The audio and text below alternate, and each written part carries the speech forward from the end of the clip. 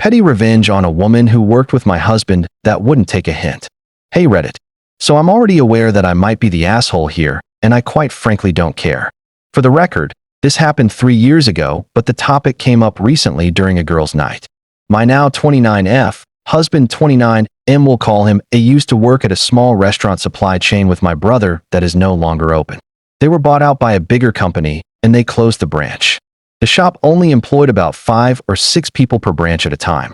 The manager, 3 office workers, and 1 to 2 warehouse/delivery drivers. My husband had at the time been working in the office front for almost 1 year alongside my brother 31.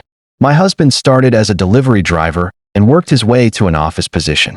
When he was promoted after working there for 2 years, they hired 2 new people to take over as warehouse and delivery driver. One of them was a 24-year-old woman. We'll call her Susan. I used to meet my husband at his work for lunch about 3 times a week, and even sometimes bring him breakfast before I went to work, so I was well known at the office. One day when I stopped by for lunch, I noticed my husband was laughing and rolling his eyes at something my brother had said. When I asked what was funny, my brother said, just telling how it seems someone might have a work crush on him. With that information, I tilted my head in confusion to ask what he was talking about when in walked Susan. She stopped in front of me and smiled politely at me. I smiled back and introduced myself as A's wife. Her smile slightly dropped, and I caught her glancing at his left hand where his wedding band sits. She excused herself, saying she had an order to deliver before the end of the day, and turned to my husband and told him, "I'll talk to you later." He ignored her and pulled me into a hug. She looked a bit put out by it. My husband told me she had been asking him questions all day since he moved from that position, and he was getting tired of it. But his manager told him to explain tasks to her when she ran into an issue, so their customers would still have their orders. Apparently, she had been finding any excuse to come ask him something since she started there a few days before. For the record, my husband had a picture of us by his computer, on his desk, and as his lock screen. He also was very proud he wore me down because I'm out of his league. He didn't actually wear me down. I knew after our first date that I was going to marry him, as cliché as that sounds. My brother backed him up on this by telling me that even he thought it was excessive. We changed the subject and sat down for lunch. As I was leaving, Susan came into the break room to ask my husband for help with putting an order in. He told her he'd help her and gave me a kiss goodbye. I smirked because I knew exactly what he was doing. I thought that would be the end of her trying to get my husband's attention. I was wrong. She started gradually becoming more flirty with him even when I was in the room. My husband told her he was happily married, and she said, "Oh, so am I. It's so great having someone at home waiting for you." Yes, Susan is married with 4 kids. My husband spoke to their manager, but she would still find a reason to ask questions. The manager also didn't put much into what I was telling him. So she continued to try and get my husband to pay attention to her gradually and boldly. My husband continued to remind her he was married, and then ignore her advances. I have my brother that told me most of this. My husband just said she wouldn't leave him alone. It went on for about a month. My breaking point happened over 2 incidents in 2 days.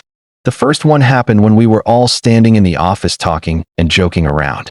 She had made a comment directly to A, looked at my husband for a response, and he wouldn't even acknowledge her comment. She was embarrassed and looked down. She apparently decided to take it up a notch.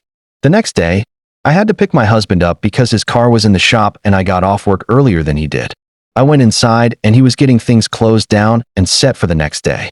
He smiled and kissed me. We all turned around to walk out of the door at the same time due to setting the alarm. In order, it was the manager, my brother, Susan, me, then my husband. As Susan was walking in front of my husband and I noticed she had the viral waffle leggings from TikTok that are supposed to make your butt look huge and that show absolutely everything.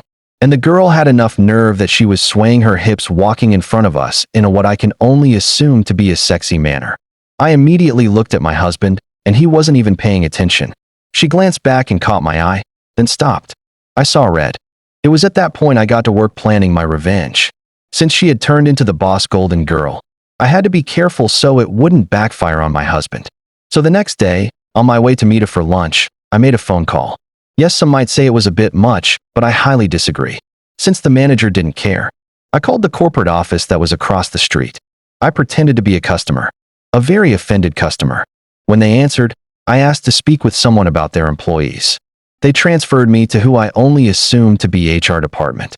She answered and asked what she could help me with. I said in my fakest, sweetest Southern Belle accent I could come up with, yes. I was just wondering if you have a professional dress code for your delivery drivers, or if they really allowed to dress like OnlyFans creators. For the record, I have nothing against OnlyFans models, because it's a way to make money. So don't come at me about it. Just don't try to get my husband. I don't share. She stumbled over her words and assured me they had a dress code. To which I responded, well, I don't think they follow it because one of your drivers showed up in those TikTok leggings. You know, the waffle ones that are supposed to make your butt look big, and you could see each cheek outlined. I don't feel comfortable with that because I have customers who come in and I don't want that to be what they associate with my company. When I tell you I heard an, oh my God, and a mortified gasp, I did. Apparently, it was on speakerphone and the receptionist who transferred the call was in the room. She asked what company I was with and I told her I wasn't comfortable giving that information out because I didn't want them to retaliate about it. She apologized multiple times for that and assured me it would happen again. She asked if I knew the girl's name. So I described her and stumbled with names for a minute, saying that I thought it was Sherry or Susie or Sam or something. Then when they asked, was it Susan? I suddenly acted like I remembered her name. I told her I had a customer coming in and I had to go, but I wanted to know if that was the kind of business I should expect. She assured me that wasn't the case and it would be addressed. I hung up and turned onto the road my husband worked at. I'm not kidding. I walked in 3 minutes later and Susan was in the manager's office with the phone on speaker. Apparently, they had a talk with her about their dress code. I asked my husband and brother what happened, and they said they didn't know. HR called and wanted to talk to her. I tried not to smile while being satisfied with myself.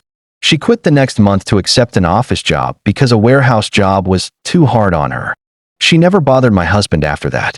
We found out from a friend that she's now divorced. Her husband found out she cheated on him with at least 2 guys from her office job the following year.